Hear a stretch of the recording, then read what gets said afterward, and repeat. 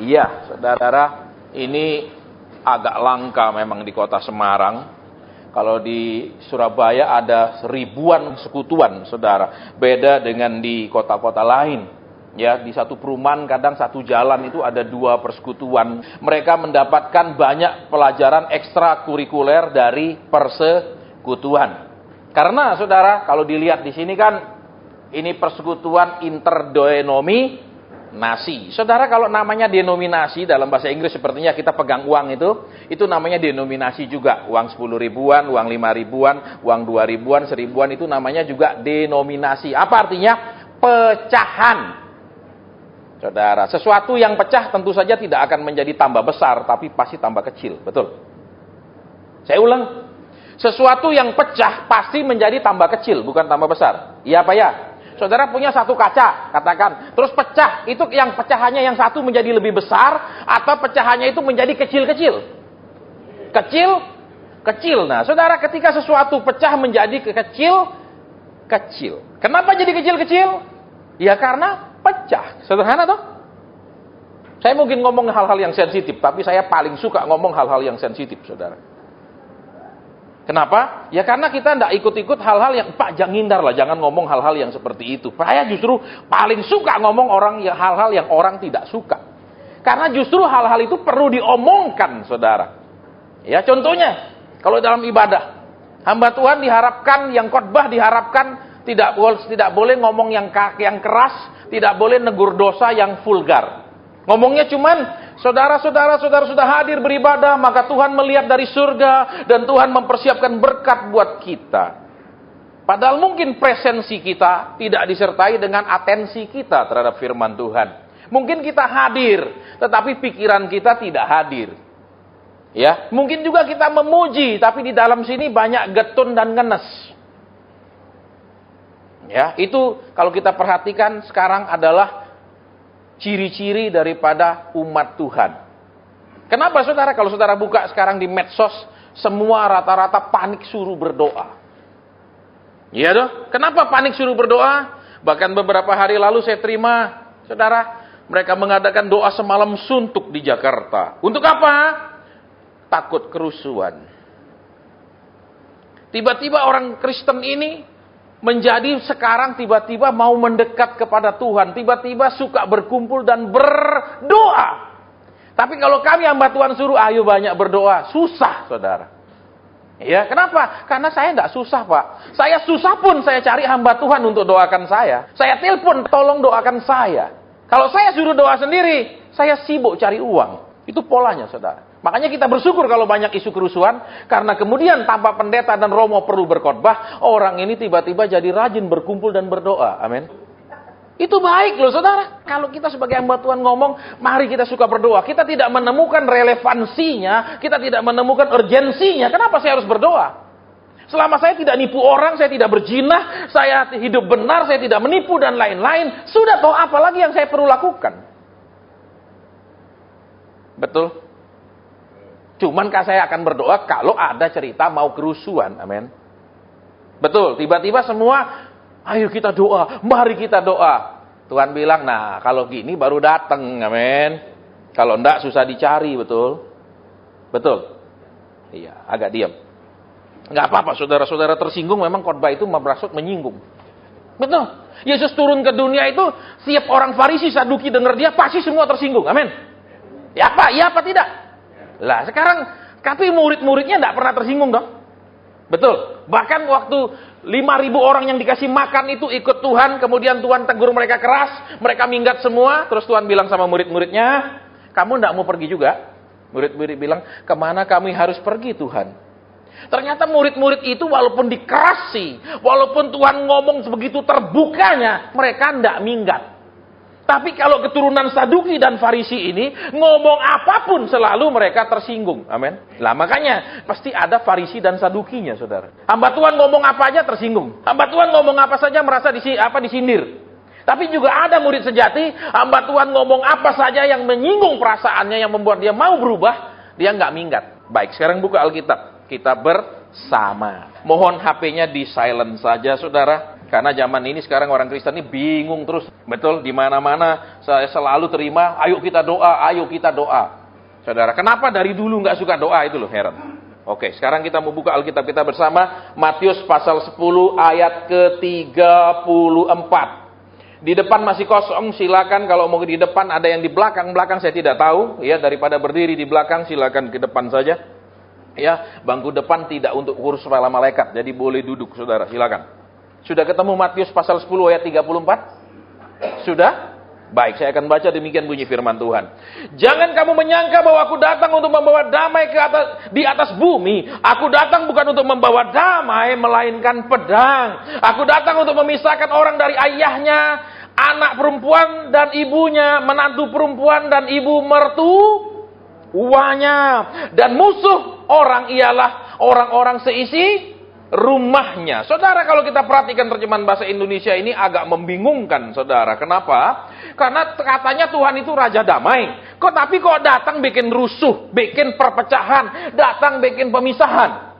Ya, tetapi kalau saya baca daripada Alkitab The Message, terjemahan The Message itu akan lebih mudah sekali kita mengerti, saudara. Ya, dikatakan begini. Don't think I've come to make life cozy. Artinya, saudara, jangan berpikir bahwa aku datang untuk membuat hidup itu menyenangkan. Untuk membuat hidup itu ramah terhadap kita. Untuk membuat hidup itu menyukakan. Dan nyaman. Itu kata kosi. Kosi banyak artinya, saudara. Nah, kalau kita lihat sekarang. Jangan berpikir kalau Tuhan datang membuat hidup kita nyaman. Justru dia datang membuat tidak nyaman. Dan sekarang kita akan lihat bidang apa saja yang Tuhan buat hidup kita tidak nyaman. Ya, karena banyak orang zaman sekarang, saudara, selalu teologinya adalah teologi kemakmuran. Ya, dan gereja pun sudah menolak teologi kemakmuran karena itu tidak benar. Ikut Yesus, oke. Ikut Yesus sekarang naik Suzuki Carry, tahun depan naik Innova. Ya, atau tahun ini naik Innova, tahun depan naik Lexus. Itu khotbah, saudara. Sehingga dari mimbar itu, saudara, hamba Tuhan berkhotbah tidak lebih daripada Kanjeng Dimas yang menjanjikan perlipat gandaan uang. Kenapa? Bawa persembahanmu, nanti berlipat 3 bulan lagi. Bawa persembahanmu, nanti Tuhan lipat gandakan. Itu persis, saudara. Walaupun di mimbar yang berbeda disampaikan. Saudara yang Katolik bersyukur, Romo tidak akan mungkin khotbah seperti itu. Betul? Betul? Saudara yang Katolik tidak mungkin Romonya ngomong perpuluhan, ngomong persembahan, nggak ada rumusnya. Betul? Tapi kalau yang lain itu katanya nggak tahu saya kayak di iklan, ngomongnya duit aja, saudara, sampai blenger. Ya, kenapa? Kalau Katoliknya itu kaulnya apa, saudara? Kaul miskin. Saya dari kecil sekolah Katolik. Kaulnya miskin. Dia nggak punya apa-apa. Dia jadi Romo, dia sudah siap kaul miskin. Apa? Dia siap mengabdikan seluruh hidupnya untuk umat. Nggak ada. Dia siap mengabdikan apa? Hidupnya ini untuk diabdi umat. Perpuluhanmu bawa sini, persembahanmu bawa sini, mobilmu tabur sini. Nggak ada. Nah, kembali sekarang kita lihat di sini, ya. Yesus datang untuk apa? Bukan untuk membuat hidup ini jadi nyaman, enak. Loh, aneh toh. Saudara, sekarang kita lihat yang kedua, ya. I've come to make a sharp knife cut between son and father, daughter and mother, bride and mother-in-law. Dikatakan begini, aku datang untuk membuat pemisahan. Aku mau potong supaya terpisah antara bapak dengan anak, antara anak perempuan dengan ibunya, antara mertua dengan menantunya. Nah, saudara perhatikan di sini, ya. Dikatakan dipisahkan. Artinya apa? Sekarang kalau di keluarga, contohnya suami istri aja yang gampang. Kalau istrinya rajin doa, suaminya rasa istri saya sudah banyak doa, saya sudah nggak usah banyak doa, amin. Istri saya aktif pelayanan, ya sudah istri saya mewakili saya dan keluarga saya, amin. Halo? Tuhan bilang aku membuat pemisahan, alias nggak bisa lagi saudara sebagai suami nempel sama istri jadi parasit doanya istri, parasit pelayanannya istri. Nggak bisa. Tuhan bilang aku buat pisah. Kalau istri rajin doa, ya istrinya doang kulihat. Suami rajin doa, suaminya doang. Aku pisahkan. Nggak bisa nempel, alias suami ngorok, istrinya Tuhan. Terpisah. Kata Alkitab, saudara, bukan kata saya. Kan saudara jujur ya, di dalam rumah tangga Kristen ini, saya sering ketemu Jarang sekali yang dua-duanya rohani. Bisa satu sangat rohani, satu sembarangan. Bahkan yang satu ini sangat keliwat rohani. Kenapa? Karena sedang bergumul mati-matian untuk suaminya yang bejat. Banyak, saudara. Ya, bahkan di persekutuan di kota lain. Ya, itu istrinya bikin persekutuan rajin sekali, tapi suaminya tukang kawin sampai hari ini. Sudah beberapa kali nikah, dan tiap nikah tambah anak lagi, dari istri kedua nambah anak, dari istri ketiga nambah anak, dan sampai hari ini, terus dia ingin mencapai Guinness Book of the Record. Ya, dia ingin masuk muri, mungkin terus kawin terus. Tapi istrinya rajin sekali. Istrinya menjadi donatur persekutuan. Rumah mereka jadi tempat persekutuan. Tapi suaminya nggak pernah beres. Lihat Alkitab katakan, saudara. Aku membuat pemisahan. Nah, sekarang kalau kita sudah jadi orang percaya, oh sudah papa yang melayani, papa sudah sungguh-sungguh doa. Terus? Papa rajin doa, istri rajin pergi mall misalnya. Tidak pernah seimbang, saudara. Jarang sekali terjadi seimbang. Dan biasanya, saudara, ya di mana-mana negara itu wanita yang lebih banyak rajin hadir. Biasanya, kalau di sini saya lihat lumayan rata-ratanya, ya ada pria, ada wanita, ya baguslah, amin. Ya karena biasa ibu-ibu yang rajin. Kenapa dia rajin sementara si istri berdoa cari Tuhan, sementara si suami cari wanita lain? Itu sudah biasa polanya, saudara. Kok tahu pasien lah habis khotbah saya, Pak Ajen tolong doakan. Kenapa? Suami saya jarang pulang. Kenapa dia jarang pulang? Pasti ada sebabnya toh. Kalau dia jarang pulang, cuman misalnya dia pergi naik gunung, hobinya mendaki gunung, pergi mancing, pasti istrinya enggak terlalu nangis-nangis. Ya toh ibu-ibu? Tapi pasti karena ada wanita lain yang ngurusi. Saudara, saya nggak tahu polanya kalau di Semarang. Kalau ada kota lain yang saya layani itu, saudara, pasiennya boleh dibilang 90% perzinahan dan perselingkuhan. Hanya berapa persen masalah ekonomi dan kesehatan. Yang paling banyak zina, selingkuh.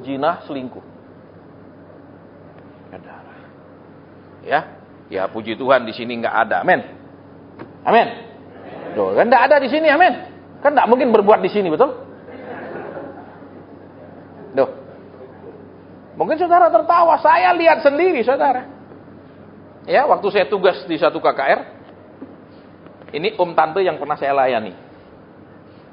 Ya, istrinya yang konseling. Kenapa? Si punya piaraan. Terus, waktu saya pelayanan di tempat itu, ajaib sekali, saudara. Suami istri duduk di sebelah sana, selingkuhannya duduk sebelah sini. Satu gereja. Ini kisah nyata. Bisa, yes. Jadi begitu habis pendeta amin, bertutup, langsung istri tarik pulang, dia drop, dia balik jemput selingkuhannya. Dan itu tidak ada rasa malu, tidak ada rasa salah. Pokoknya ya biasalah. Kan masing-masing bertanggung jawab atas dosanya sendiri. Betul? Oh, ya jadi tidak ada rasa salah. Ini kisah nyata, saudara. Kenapa? Karena lihat di sini, saudara, coba perhatikan. Ya. Aku membuat pemisahan. Berarti apa? Ketika Yesus datang, saudara yang dulu maaf kata orang tuanya Kristen, sekarang itu tidak bisa nempel kekristenan orang tuamu, iman orang tuamu, ketekunan orang tuamu. Engkau sendiri harus bertumbuh sendiri. Jangan orang tua saya Kristen. Terus kamu, kalau Natal baru saya pergi gereja. Saya tetap Kristen, KTP Kristen, kelakuan tidak jelas. Lihat, di sini Tuhan bilang aku membuat pemisahan. Tuhan bilang biar orang tua kita Kristen. Itu tidak ada urusannya dengan Tuhan kalau kita ini juga tidak Kristen, tidak benar-benar jadi Kristen yang benar. Tidak ada hubungannya. Tuhan tidak ngurusi saudara punya family, relatif, what is relatif, keluarga jauh. Tidak ada urusan. Tuhan urusan sama saudara dan saya. Lihat Alkitab bilang, aku membuat pemisahan. Jadi nggak usah bangga kalau misalnya orang tua saya. Tidak ada hubungannya. Tuhan bilang aku pisahkan kamu antara anak dengan orang tua, dipisah. Terus berarti apa juga? Orang tua jangan ngatur anak sampai mati karena Tuhan memisahkannya. Ini anakmu, ini kamu, aku pisahkan. Kenapa? Ini papa, kamu nurut. Papa paling tahu apa yang benar. Loh. Halo. Agak diam mulai. Terus yang kedua, misalnya ibu-ibu, biasanya kan saya sering sampaikan di mana-mana, perempuan itu pinternya kalau sudah nikah. Selama belum nikah, bodoh, goblok. Ditipu sama laki, dirayu, dimanis-manisin, mau dinikahi, begitu dinikahi, baru ketahuan kelakuan laki yang asli. Betul? Galak, betul? Pelit, dan lain-lain, betul? Agak diam. Loh, iya dah. Coba ibu-ibu, waktu begitu engkau menikah dengan sebelum nikah, apalagi masa pendekatan, baik mana suamimu jujur? Kalau di-compare waktu dia menguber engkau dengan semangat 45-nya, begitu terus engkau dinikahi, baik mana jujur? Pelit mana? Agak diam. Ya kalau diam istirahat ibadah selesai. Betul? Ayo laki-laki, kita yang laki-laki, betul? Ketika kita naksir jatuh hati, ketika kita ingin mendapatkan dia sebagai istri, walaupun pelit jadi royal, betul? Betul apa enggak? Enggak punya waktu pun disempat-sempatkan, betul? Sudah nikah? Sama enggak lagi semangatnya menyenangkan istri? Sama? Royalnya ngeluaran duit sama? Ngajak makannya sama?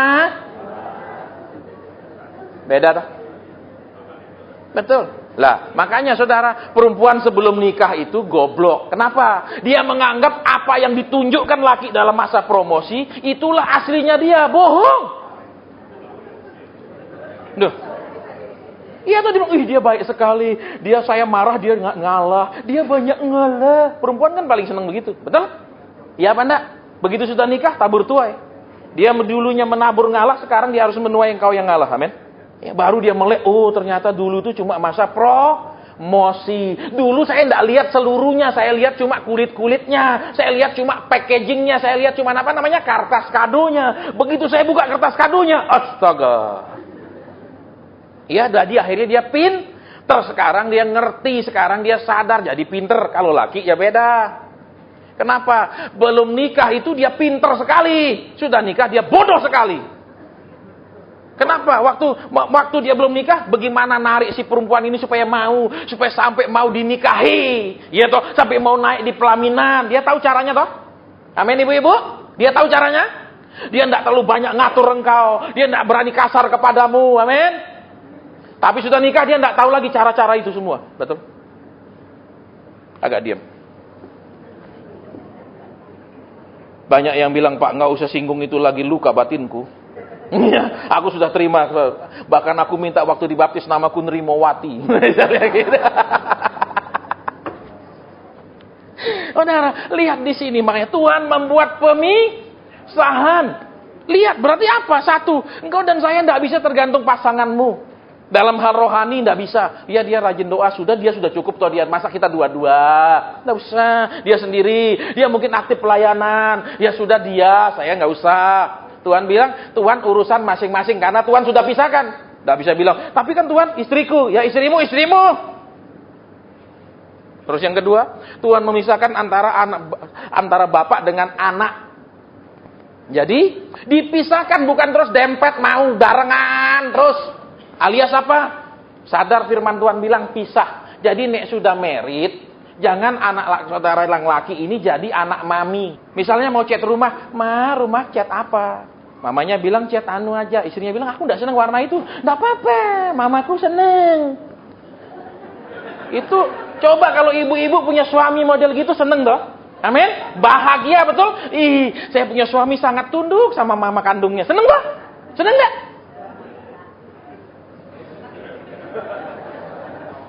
Tuhan yang mengatakan dia membuat pemisahan, dia pisahkan. Berarti apa? Jadi orang tua sadar jangan terus-terusan ngatur anak. Itu firman yang bilang loh, bukan saya yang khotbah. Kenapa? Misalnya, nih kamu cari yang kaya nih. Kenapa jangan ulangi kesalahan mama? Mama dulu terlalu tulus. Papa enggak punya apa-apa, mama tetap percaya Tuhan sanggup memperkaya. Ternyata sampai sekarang begini nih. Ya minimal kamu nikah sama yang kaya, minimal tidak lewat papa ya lewat menantu mini itu misalnya ya. Terus apa? Paksa dia walaupun mungkin cowok ini mungkin kaya tapi sikap kelakuan jahat. Tidak apa-apa, yang penting dia kaya. Mungkin saudara pikir saya khotbah ini khotbah ngarang kalimat, bukan, ini semua kisah nyata. Ya, ada satu orang anaknya cantik sekali, tamatan sarjana juga sekolah universitas terkenal di Indonesia, pacaran. Kami hamba Tuhan yang punya karunia bernubuat itu bisa melihat ini jodoh atau bukan. Saya bilang sama mamanya, karena mama papanya teman baik saya. Saya bilang, Ci, ini bukan. Saya bilang ini bukan. Tapi mamanya paksa terus, saudara. Ini pria keturunan paling kaya di kabupaten. Jadi terus enggak apa-apa, dia baik. Terus pacaran, saudara. Baru pacaran saja anaknya sudah disumpah serapah, dimaki-maki karena orang kaya, saudara. Tapi mamanya enggak apa-apa nih, enggak apa-apa, terus enggak apa-apa. Karena yang dia lihat adalah kekayaan. Terus akhirnya, saudara, anaknya tidak tahan terus-menerus dicaci maki. Kalau beda pendapat, tengkar itu begitu kasarnya. Masih pacaran loh, saudara. Ibu-ibu tahu toh, masih pacaran, suamimu yang sekarang ini lumayan baik toh. Amin. Amin. Bahkan mungkin sangat baik. Amin. Sudah nikah kurang baik. Kalau dulu lumayan baik, sekarang parah. Biasanya begitu. Terus anaknya akhirnya tidak tahan, terus putus. Putus anaknya bilang aku putus. Anaknya seneng putus, mamanya sakit hati. Lucu toh. Nggak bisa nih kamu putusin dia. Mama yang sakit hati. Saudara, lucu toh. Betul? Terus ketemu saya. Hasan gimana? Karena dia lebih tua sama saya. Kan Hasan gimana? Saya bilang, Ci, kan sudah saya bilang bukan jodoh.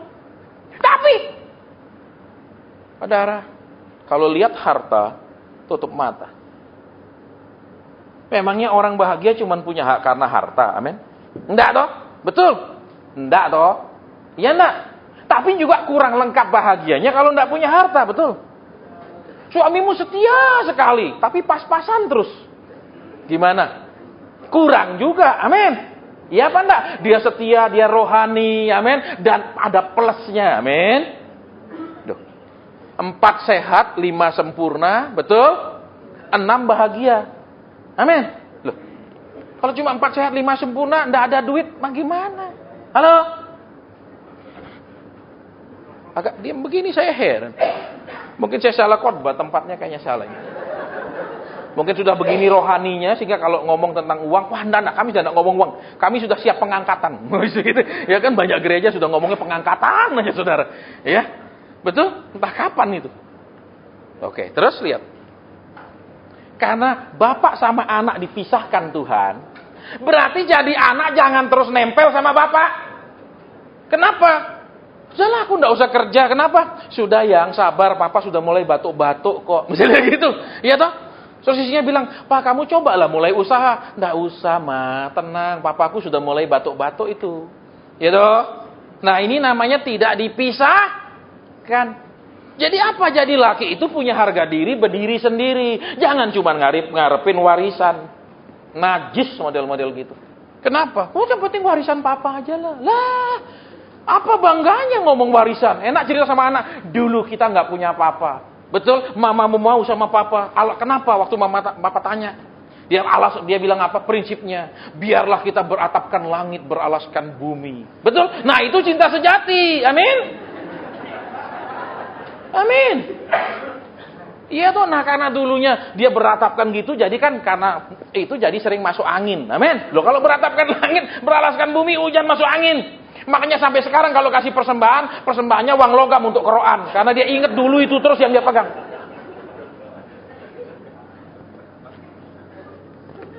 Ini nyindir halus. Oke, kita lanjut. Terus yang kedua, saudara, ya. Antara ibu dengan anak perempuan.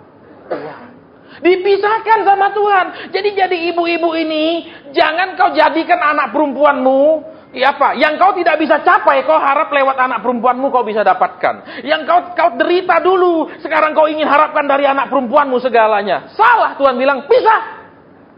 Alias apa? Yang tadi toh contohnya, nih kamu lihat keluarga kita sampai hari ini, lihat kondisi keuangan papamu lu sampai hari ini kayak gini. Padahal dulu mama sih terima dia waktu masih muda. Kenapa? Masih muda kan orang idealis, betul? Kenapa? Yang kamu mau terima aku apa adanya? Iya, enggak apa-apa. Nanti kita bisa cari bersama kan kok. Terus cari terus nggak ketemu karena ada yang buang, saudara. Betul? Halo? Lu siapa yang ada yang buang-buang terus saudara cari terus bungut Anda? Semua gimana? Coba.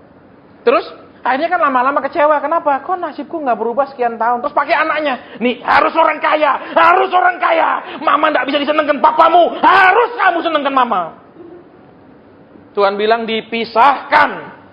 Jadi, Tuhan mengajar apa? Kita semua disebut anak Tuhan, betul? Bukan karena saudara dan saya sudah anak Tuhan, terus anaknya saudara panggil Tuhan engkong. Enggak dong? Semua anaknya juga panggil Bapa di surga, betul apa ya? Saya tanya dulu, saya ulang lagi, ini agak bingung. Benar enggak saudara yang sudah jadi Kristen, jadi orang Katolik, itu kemudian karena bapak mamanya sudah jadi Kristen duluan, terus sekarang karena dia papa mamanya panggil Tuhan itu Bapa, sekarang dia panggil engkong gitu? Enggak dong? Semua panggil? Loh sama toh? Makanya Tuhan bilang dipisahkan, dipisahkan. Jadi jangan terus-terusan paksa anakmu. Nah, saya paling sering ketemu saudara. Ya, mereka sudah nikah tapi terus ini ngatur, enggak berhenti-berhenti. Ingat saudara, Alkitab bilang ketika mereka menikah, mereka menjadi satu, pisah, lepas. Jangan atur terus. Nah, yang masalah biasanya perempuan. Kalau laki enggak terlalu bermasalah. Betul. Jarang mertua laki sama menantu laki bermasalah. Biasanya mertua perempuan sama menantu perempuan, betul? Banyak enggak tahu, heran. Mungkin saya enggak punya mertua, saya ini seperti Adam dan Hawa. Ya Adam dan Hawa enggak ada mertuanya. Betul? Enggak ada ipar yang perlu dibantu, betul? Enggak ada ipar yang ngerecoi, amin. Aman dia berduaan. Lah kalau kita semua kan masih ada mertua ada, ipar ada, betul? Agak diam juga lagi, heran. Enggak apa, saya enggak punya ipar. Istri saya pungut dari panti asuhan. Ya itu lain. Itu lain. Itu kasus yang berbeda. Udah, lihat di sini, ya. Tuhan bilang dia pisahkan. Nah sekarang saudara dan saya, adakah kemudian sadar akan pemisahan itu? Atau, wah suami saya sudah melayani, saya santai-santai. Terus, ya sudah nanti kalau ada masalah baru saya berdoa. Bapak dengan anak laki. Berarti apa? Saudara jangan nempel bapakmu terus. Jadilah bapak di keluargamu. Jangan kekanak-kanakan terus. Sudah jadi bapak, anaknya sudah besar-besar, bahkan jadi kakek mungkin. Tapi kelakuan tetap anak-anak, tidak pernah mandiri. Saudara. Nah, ini artinya ngomong lebih banyak, Pak. Udah disediain air. Ya, kalau nggak disediain air artinya kalau sudah serak turun. Ya, baik. Puji Tuhan, saudara, masih lama. Amin. Iya. Loh, kalau orang ngamplas itu mesti sampai halus, kalau setengah jadi tidak baik. Ya, saudara, kembali yuk. Ya, banyak laki-laki, ya, mereka itu tidak pernah menjadi figur bapak, tapi cuma nempel dan pernah punya bapak di hidup mereka. Pernah punya ayah, tapi mereka tidak pernah menjadi ayah buat keluarganya. Ya kan, banyak orang, Pak Asen, anak saya tidak mau belajar Pak Asen, nilainya terus turun. Terus saya tanyain, ibu nemani dia belajar enggak? Enggak Pak Asen.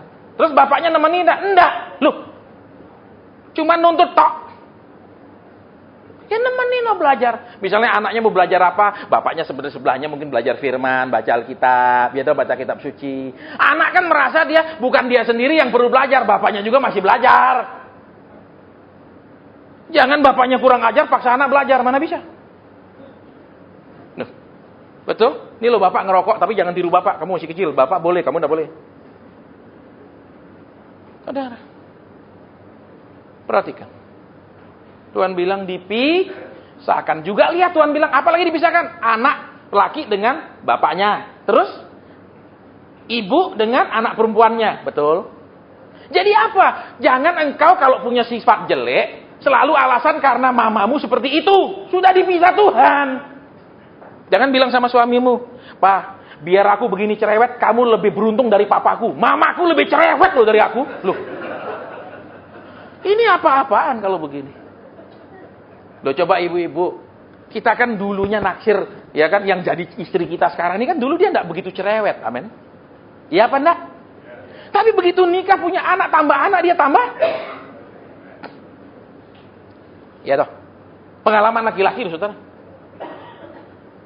Halo. Dia tambah tua, tubuh tambah lemah, tetapi kekuatannya pindah ke mulut, amin.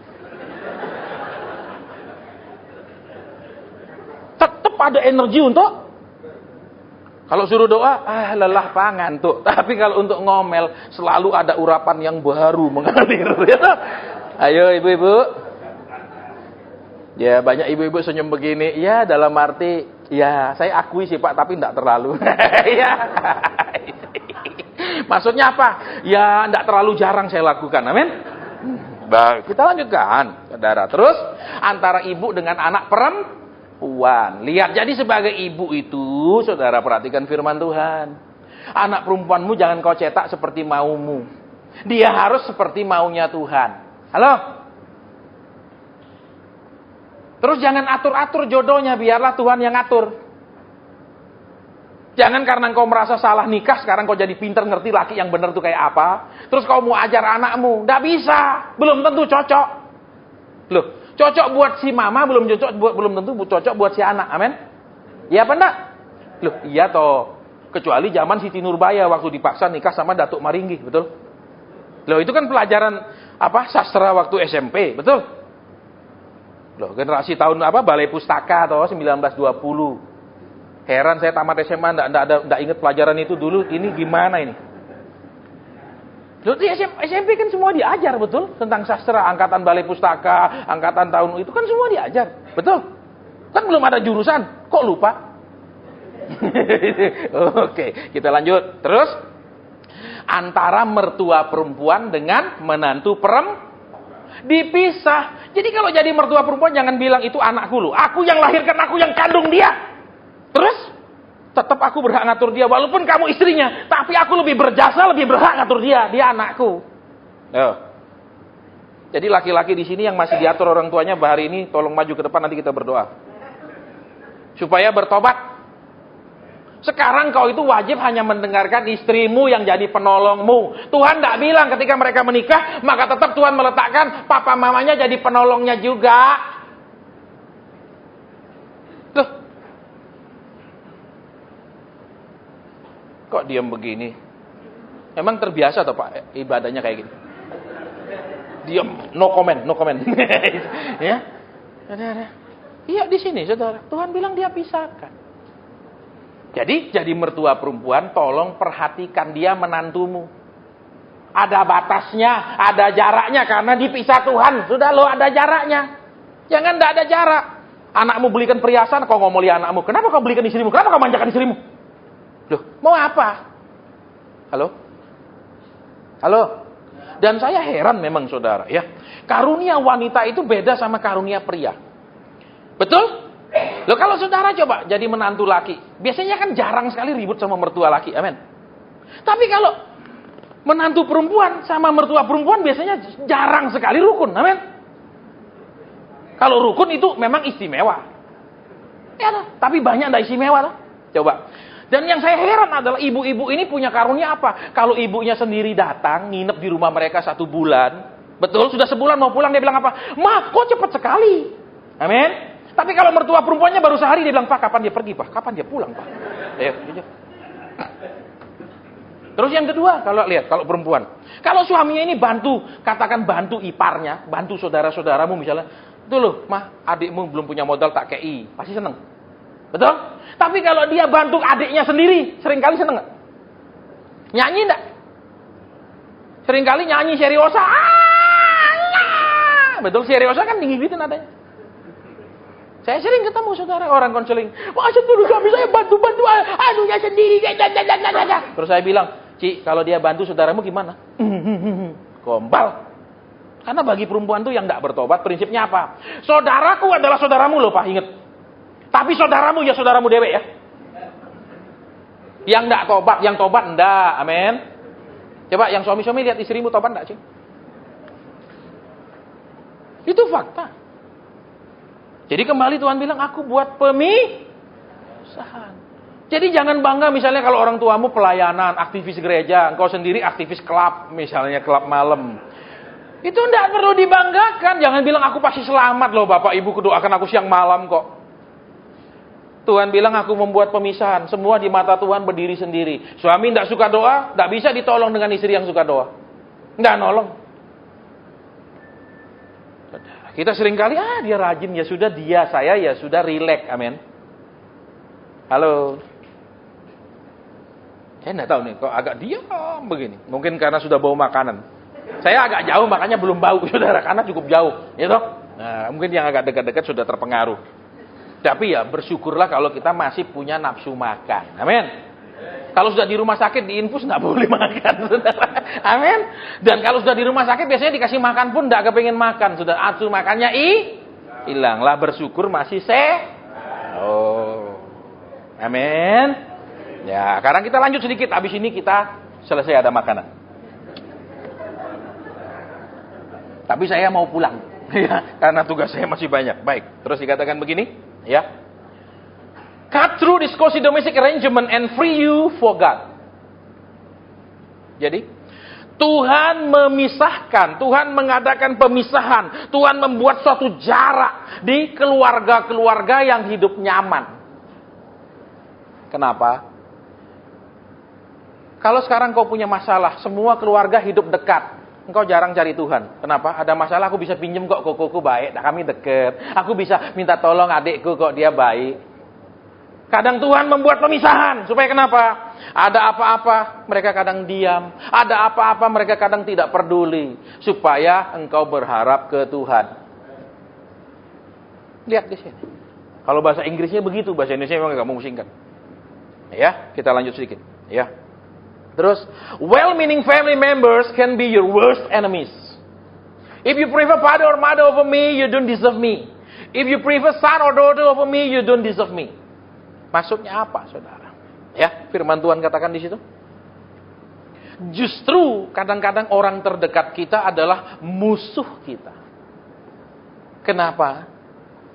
Kenapa? Ketika Tuhan membuat pemisahan ada jarak. Ya. Kemudian apa, saudara? Kemudian ada tanggung jawab masing-masing. Seringkali satu pihak yang lain minta pertanggungan jawab yang barengan.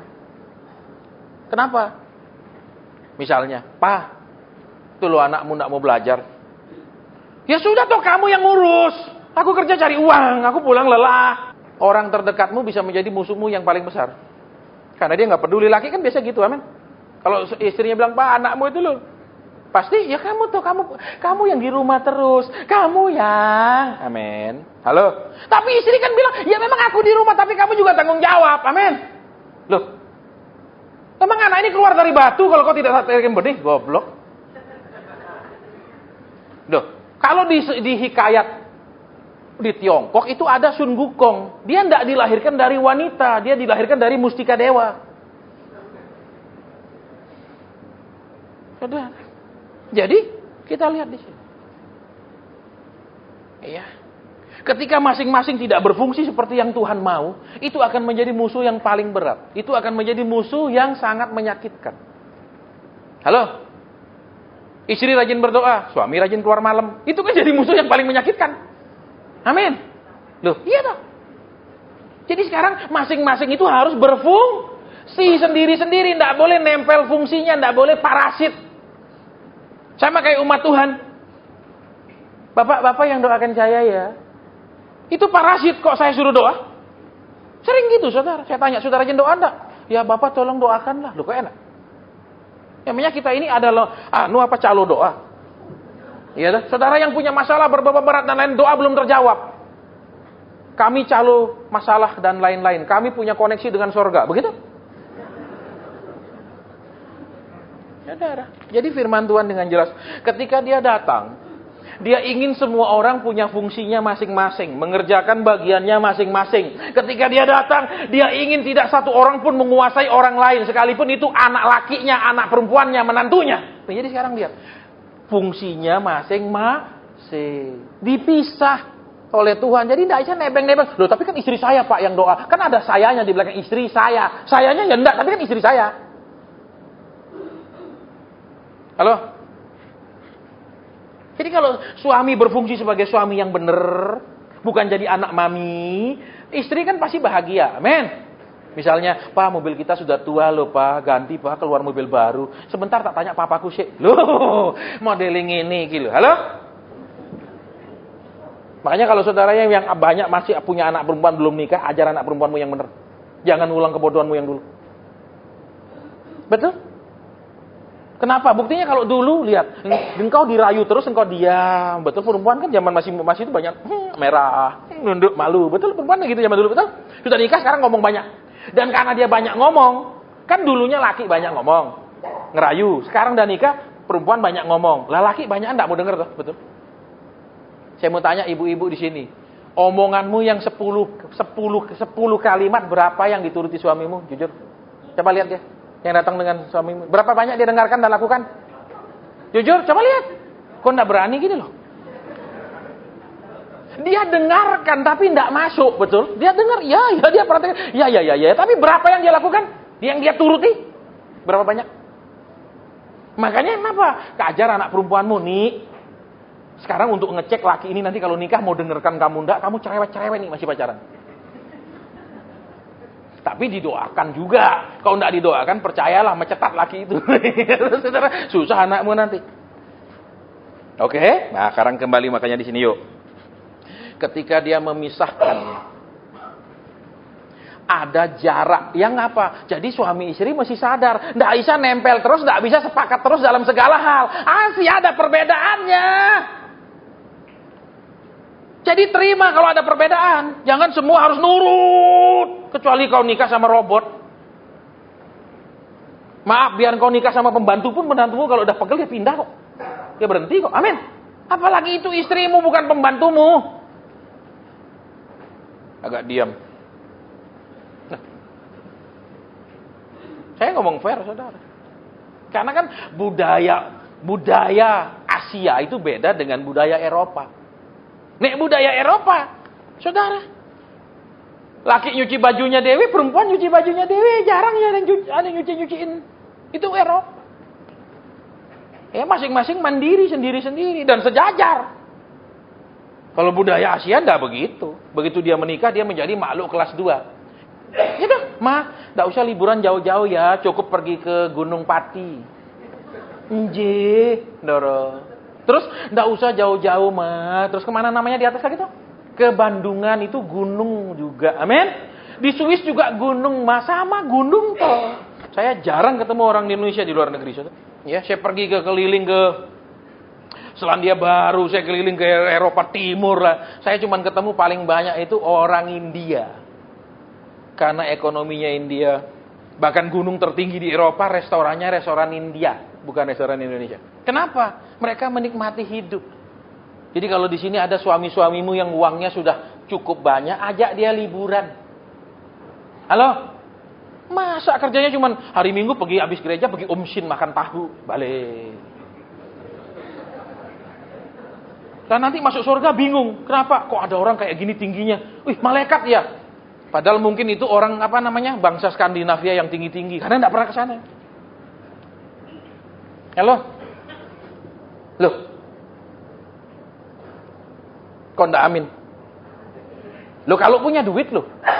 Jangan cuma punya duit bolak-balik dari rumah ke bank, dari bank ke rumah, dari bank ke rumah gitu doang. Pakai uangnya, pakai kalau punya. Nanti bangga kalau petinya apa? Petinya 400 juta. Saudara pikir peti 400 juta dingin di dalam ISIS nyaman? Terus saudara bisa bangun duduk sambil baca firman? Nggak bisa. Sumuk, gelap, panas. Betul?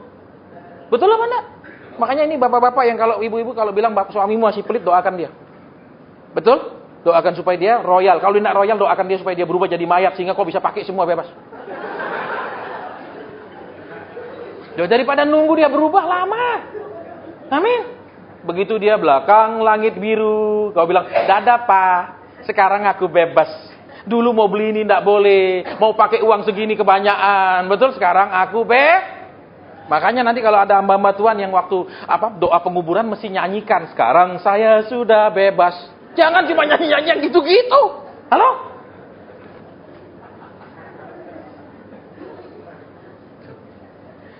Jujur ibu-ibu, kadang-kadang mangkel enggak sama suami, jujur. Kadang mangkel enggak? Kadang menggemaskan, ya apa enggak? Ya apa enggak?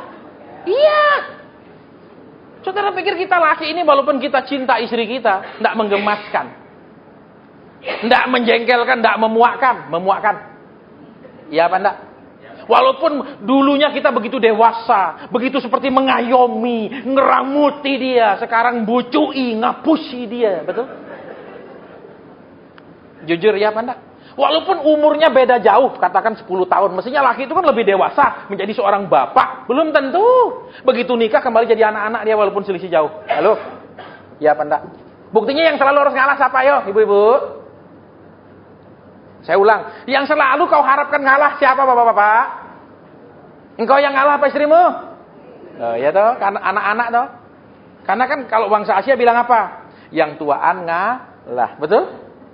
Ya toh. Saudara, tapi sebenarnya saudara, kalau saudara dan saya perhatikan, dia itu tidak pernah dewasa, cuma menua. Amin. Amin. Tidak dewasa, cuma menua. Ya, itu namanya kalau di ilmu jiwa itu namanya infantil, gejala infantil. Tidak pernah dewasa. Kalau ngomong mau benernya sendiri, betul? Dibantah tidak bisa, kita disalahkan terus, ya toh? Kalau dia ngomong, kau harus dengar. Kau ngomong dia tidak dengar, ya toh?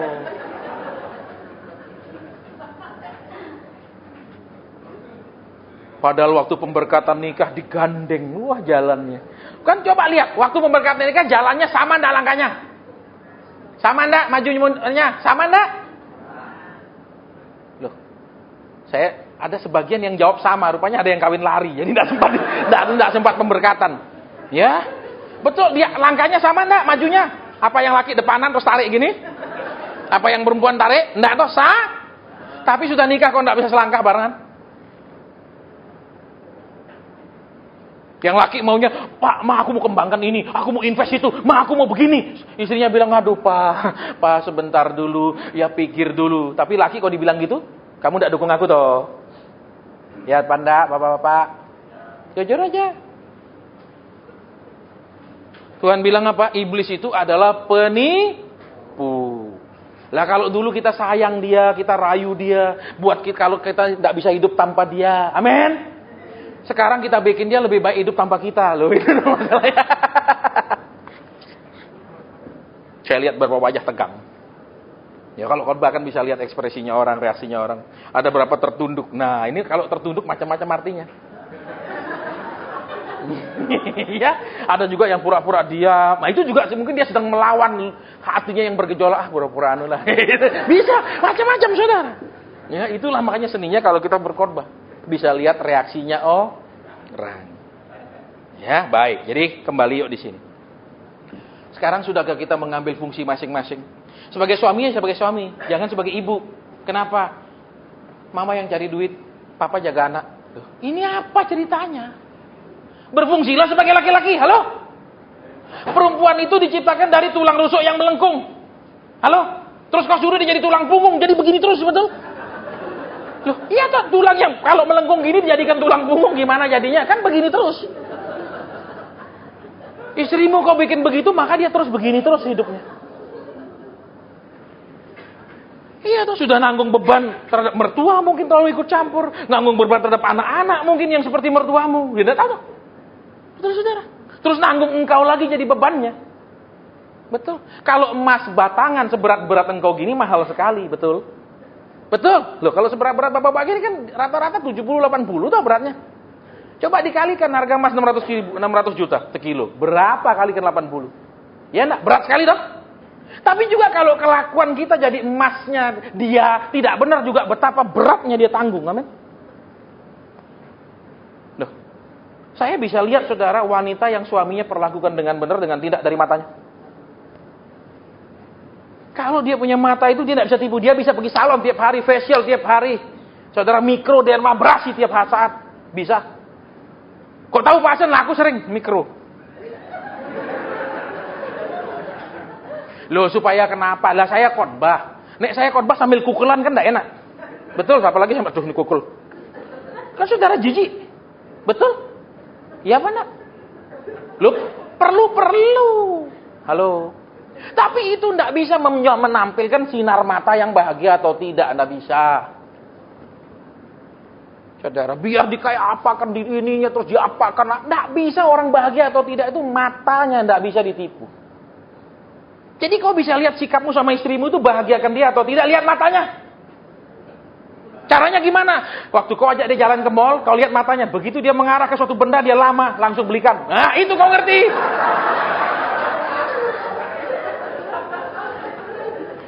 Heran. Loh. Makanya saudara, saya nulis buku. Ya, banyak, saya kan punya buku 9 saya tulis, sudah terbit. Salah satu buku itu saya tulis begini. Saya kasihan sama istri-istri pendeta.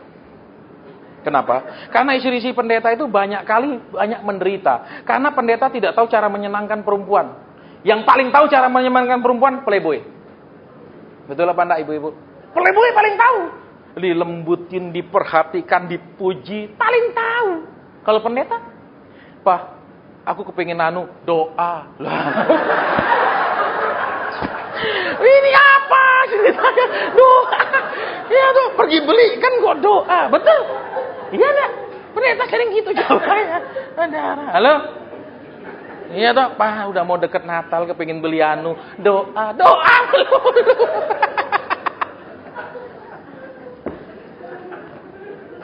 Ya, makanya yuk bapak-bapak sekarang yang di sini, ya.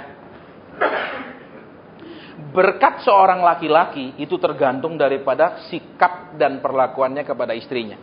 Tetapi berkat seorang wanita tidak tergantung sikapnya kepada suaminya. Aneh Alkitab. Alkitab bilang apa?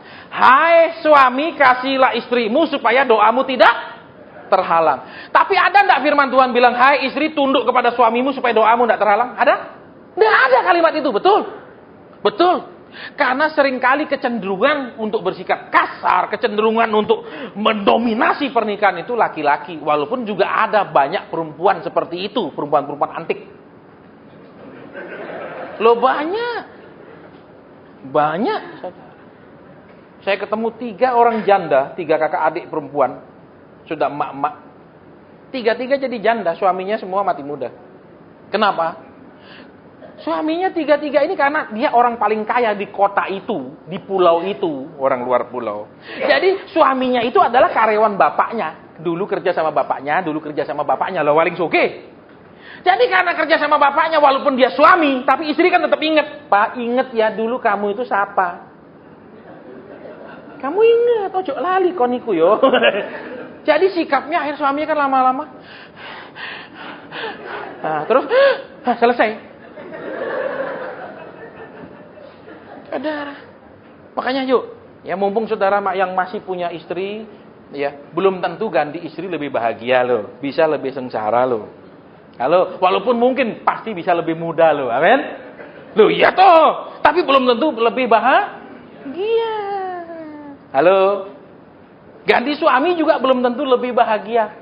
Terus gimana sekarang? Supaya enggak pakai ganti. Ya saling membahagiakan toh.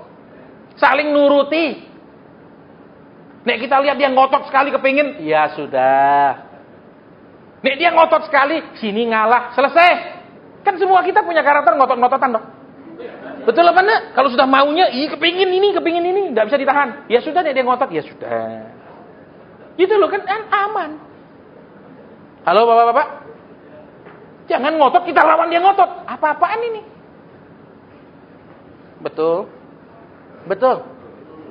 Makanya bikinlah saudara, supaya kenapa? Supaya kalau orang lihat jadi iri. Kenapa? Loh kok bisa kayak gini sih suasananya berdua? Kenapa? Mungkin kurang makan tapi rukun. Jangan kelebihan makan, kelebihan juga berantem. Kenapa? Pak, kita buang energi yuk. Ayo kita mulai ngomong. Sampai. Nah ini buang energi dengan cara yang salah. Olahragalah, amin. Bukan olahraga gini. Yuk, makanya bapak-bapak, ibu-ibu yang sudah mungkin diberkati secara ekonomi, ojo pelit-pelit. Kenapa bikin Natalan misalnya di Gunung Titlis di Swiss sama keluarga? Ya toh? Bikin Natalnya di mana? Champs-Élysées di Paris, gitu loh. Loh salah enggak salah. Di situ juga ada Yesus, amin. Apa Yesus cuma ada di Semarang? Jadi kalau saudara keluar negeri Yesus tidak ada. Pergilah jalan-jalan. Saudara bukan pendeta, bukan romo kok terus di gereja, goblok.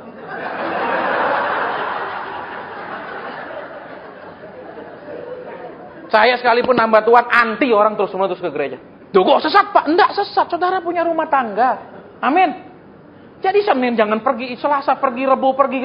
Lo kau punya rumah, urus anakmu di rumah. Ya waktu hari Minggu pergilah ke gereja, ibadah. Jangan Senin, Selasa, Rebo, Kamis, Jumat, Sabtu, Minggu. Semua kau pergi, kau bukan hamba Tuhan. Sembarang. Ya kami senang aja kalau saudara datang. Apalagi kalau yang ada persembahan. Begitu datang, sebelum firman Tuhan, persembahan. Sesudah firman Tuhan, persembahan. Mau pulang, persembahan. Dia itu beda sama kaul miskin. Kalau kaul miskin dia siap menjadi miskin. Kalau ini dia kaul kaya. Harus kaya. Halo? Jadi coba lihat istrimu sekarang. Bilang, ma ampuni aku, ma. Aku enggak buat pemisahan. Aku maunya kamu nurut semua mauku. Ayo ngaku dulu. Jangan cuma teori. Oh saya sudah dengar. Amin amin. Pulang tetap kelakuan sama. Buat apa? Betul. Dia berbeda. Jadi saudara juga perempuan jangan selalu mengharapkan suamimu setuju semua yang kau mau. Karena itu bisa, tidak selalu sama. Kalau dia bilang dia tidak setuju, ya sudah bawa dalam doa. Tuhan aku sangat menginginkannya. Doakan. Bisa saudara. Nanti kalau hamba Tuhannya pekat, tiba-tiba waktu seperti gini, pernah saya. Ya ketika kata Tuhan bilang langsung, belikan istrimu gelang berlian 2 baris. 2 baris berliannya.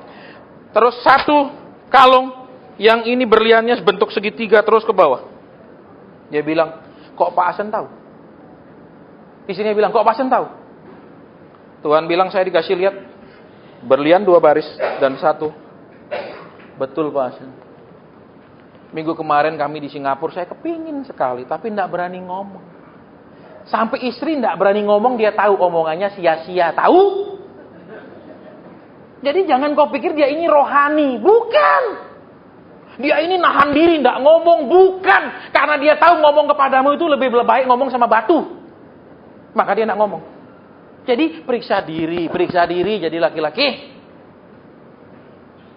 Kan banyak perempuan, percuma lah ngomong bocai suamiku itu. Padahal maganya bukan bu, namanya cai. Amin. Walaupun suka makan capcay. Amin.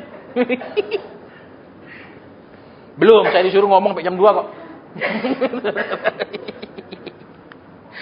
Loh, saya kalau disiplin, saya pernah guru pariwisata dulu sebelum jadi hamba Tuhan. Sekolah pariwisata, jadi teng. Amin. Dari katanya jam 2 kok. Udah. Iya. Baik, lanjut sedikit. Masih 10 menit jam saya.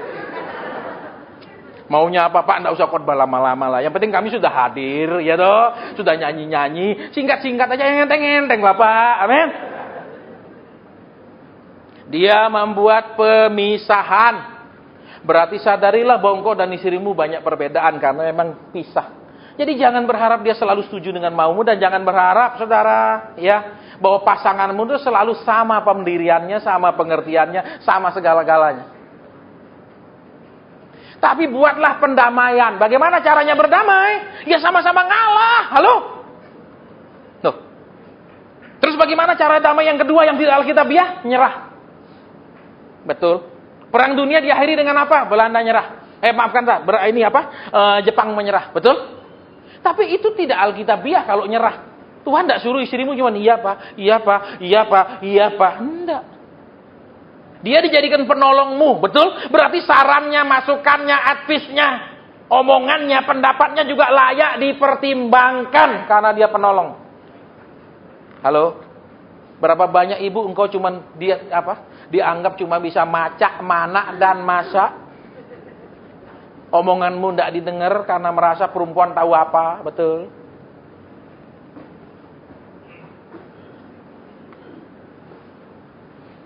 Sekarang perhatikan. Ya. Kalau engkau belajar seluruh isi kitab suci. Firman Tuhan katakan apa? Dilahirkan kembali oleh Roh Kudus. Berarti karakternya Roh Kudus itu seperti seorang ibu. Ibu dengan ibu itu bisa feelingnya cepat nyambung. Wanita dengan wanita itu bisa lebih peka kalau wanita dengan wanita. Sedangkan kita pria susah. Betul? Lihat istri misalnya muka tidak senang, biasa dia nggak senang. Padahal kita nggak tahu dia nggak senang sama kita, amin. Betul? Laki itu paling sulit membaca isyarat wajah perempuan. Betul nggak laki-laki? Betul nggak? Ibu-ibu kan sering misalnya mau demo sedikit tunjukkan apa, dia nggak peduli, amin. Halo? Kok begini-gini? Udah bosan ya, kita berhenti. Udah saya tutup. Kita berdoa. Kalau ada pesan Tuhan saya sampaikan dan mohon kalau itu benar saya minta orang itu berdiri. Ya, kita mau berdoa. Kenapa? Karena kan Tuhan Yesus katanya kalau kita doa hadir, katanya. Terus dia ngapain hadir di sini? Ngelihat saudara gini, lumayan manis, oh sudah berubah, oh ini masih keras begitu. Dia mau memberikan berkat, baik itu pengajaran firman, berupa tuntunan hidup, teguran, nasihat, solusi. Tapi dia juga baik itu mau menyembuhkan, mau menolong, dan lain-lain. Di luar khotbah, itu yang namanya lawatan pribadi. Kita mau berdoa. Bapa di surga, mungkin ada yang Engkau ingin sampaikan di tengah-tengah kami. Tuhan Yesus, mungkin ada yang Engkau ingin katakan di tengah-tengah kami. Mungkin ada yang ingin Kau jamah, mungkin ada yang ingin yang Kau kuatkan, mungkin bahkan ada yang ingin yang Kau tegur atau hibur. Kami tidak tahu. Kalau ada, silahkan. Kami tidak membatasi Tuhan. Amin. Saudara, saya mau tanya, siapa di sini yang punya masalah keluhan di mata kaki dalam? Kan mata kaki ada dua, luar dan dalam. Siapa punya keluhan di mata kaki dalam? Tolong sekarang berdiri, saya mau berdoa. Ada keluhan di kaki, di daerah mata kaki yang dalam. Tidak ada, pokok satu ya saudara ya. Kalau saudara tidak berdiri, saya mau pulang, saya pulang. Saya masih banyak tugas, saya harus pergi rumah sakit, doakan orang dan lain-lain. Saya nggak bisa lama-lama. Adakah di sini yang memang keluhannya di mata kakimu? Tidak ada. Tidak ada. Baik. Bapak, tidak ada seorang pun yang mengaku, padahal tadi engkau memperlihatkan mata kaki yang bermasalah. Hamba tidak akan doakan. Terima kasih Tuhan.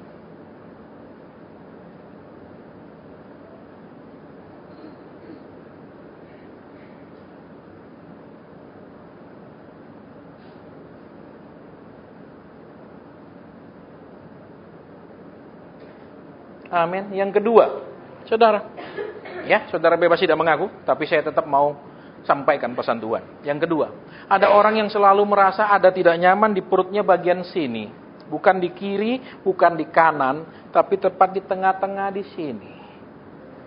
Adakah orangnya yang sering mengalami keluhan seperti itu? Saya hanya akan sampaikan 3 kali. Kalau sampai ketiga tidak ada yang mengaku, saya selesai. Sudah berapa lama rasa sakit itu? 2 tahun sudah? Sudah berapa lama sakit itu? 1 tahun. Sekarang kita mau berdoa. Masalahnya adalah, saudara tahu masa-masa ini. Mereka tidak bisa membuktikan kalau mereka hadir, beribadah, Tuhan Yesusnya ada di tengah-tengah mereka. Mereka tidak bisa buktikan. Tidak ada buktinya. Yang sakit tetap sakit. Padahal Alkitab berisi ketika Tuhan ada, dia sembuhkan orang-orang. Keempat Injil mencatat kesembuhan demi kesembuhan. Kita mau berdoa buat orang yang punya gangguan di sini. Pegang bagian yang sakit itu, sekarang kita akan berdoa. Bapak, kami mau berdoa buat anak-anakmu yang punya gangguan yang tadi Engkau tunjukkan di tengah-tengah di situ Tuhan. Kami mau berdoa apapun penyebabnya, Tuhan sanggup menyembuhkan. Kami mau berdoa memohon kepada Tuhan untuk mengulurkan tangan kesembuhan. Untuk mengulurkan jamahan kasih. Sehingga penyakit ini meninggalkan dia karena Tuhan menjamah dia. Terima kasih. Terima kasih. Dia akan pulang dan penyakit ini tak meninggalkan dia, tidak ikut pulang. Dalam nama Tuhan Yesus Kristus. Silakan Tuhan.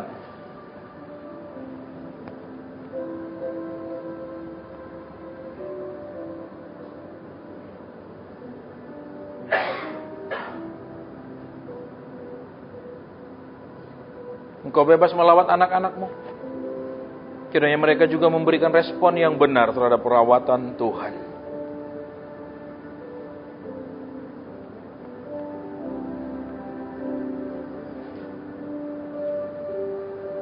Amin. Saudara, di tengah-tengah kita di sini ada orang yang punya alergi gatal.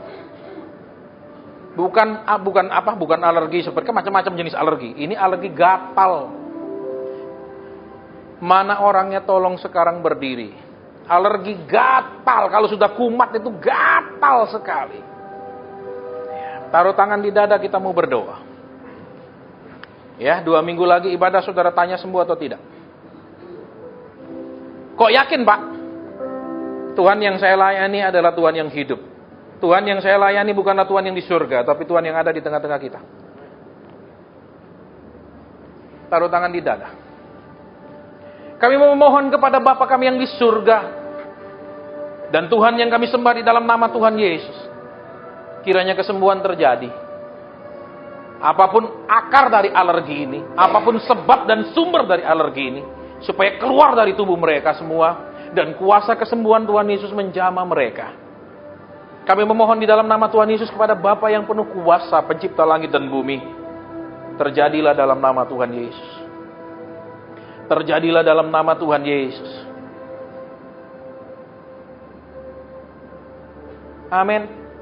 Silakan duduk. Saudara, saya tidak merasa orangnya hadir di sini, karena yang saya lihat, saya tidak lihat di antara saudara satupun.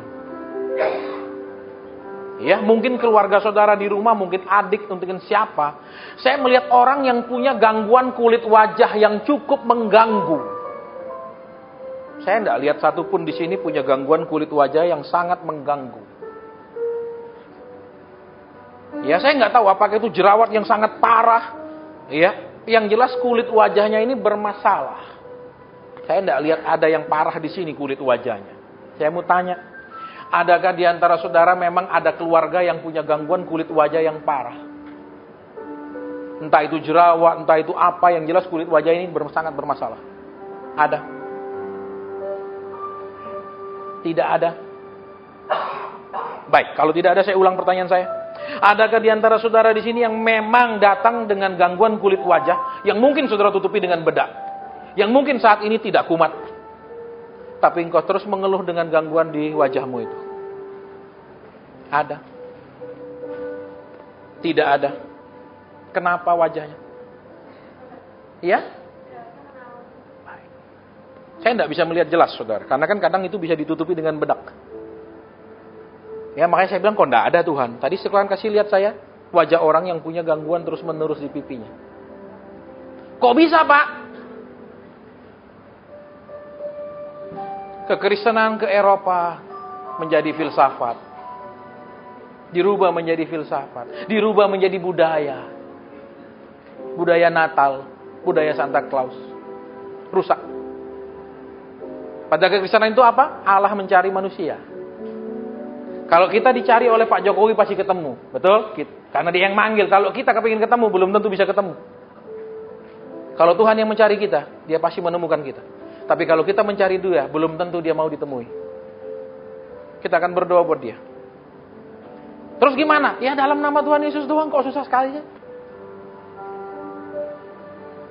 Taruh tangan di wajah yang terus-menerus menyelahun jerawat. Tuhan sanggup menghentikan penyebab jerawat itu karena Dia Tuhan. Tuhan memperhatikan keluhanmu atas gangguan jerawat itu karena engkau anaknya. Dia mengasihi engkau karena engkau anaknya. Dan Dia memperdulikanmu, mau membereskan gangguan yang mengganggu hatimu dan penampilanmu. Dalam nama Tuhan Yesus Kristus. Engkau pulang dan penyakit ini menjadi berhenti mengganggumu seumur hidup. Engkau pulang dan penyakit ini meninggalkanmu, tidak ikut pulang. Keluhan ini berhenti sampai di sini karena Tuhan memang mau menyembuhkannya. Dalam nama Tuhan Yesus Kristus. Amin. Selesai sampai di sini mimbar saya serahkan. Terima kasih buat perhatian saudara, kerjasama saudara mematikan HP. Tetapi lebih saya berterima kasih kalau saudara mau bekerja sama dengan Tuhan dengan mendengar dan menuruti firman Tuhan. Tuhan memberkati kita semua. Amin. Mimbar saya serahkan kembali.